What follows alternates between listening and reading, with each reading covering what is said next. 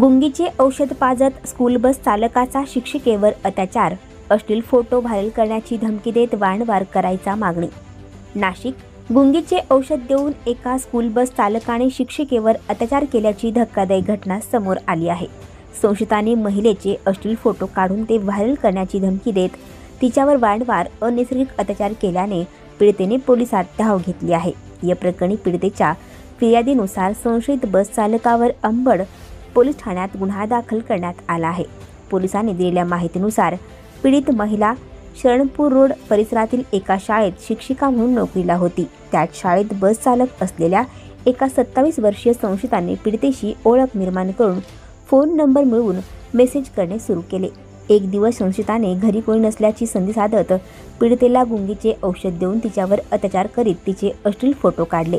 त्या आधारे 2023 पासून जानेवारी 2025 या काळात पीडित शिक्षिकेला त्रास दिला। कामाच्या ठिकाणी पीडितेची बदनामी करीत तिला काम सोडण्यास भाग पाडले। फोटो व्हायरल करण्याची धमकी देत पीडितेच्या इच्छेविरोधात अनेकदा अनैसर्गिक अत्याचार केला। अखेर पीडितेने पोलिसात धाव घेत पोलिसांसमोर आपबीती कथन केली।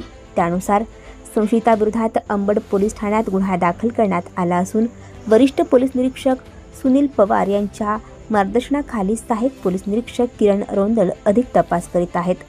लिव्ह इन रिलेशनशिपमध्ये राहणाऱ्या महिलेस जीवे मारण्याचा प्रयत्न झाल्याच्या घटनेस काही तास होत नाही तोच शिक्षिकेवर अत्याचार झाल्याचा प्रकार समोर आल्याने महिला सुरक्षेचा प्रश्न निर्माण झाला आहे। महिला व मुलीची छेडछाड, विनयभंग, विविध प्रकारचे आमिष दाखवून अत्याचार असे प्रकार दिवसेंदिवस वाढत आहेत। याशिवाय चेन स्नॅचिंग, महाविद्यालयाच्या परिसरातील टवाळखोरांचा प्रश्न देखील निर्माण झाला आहे।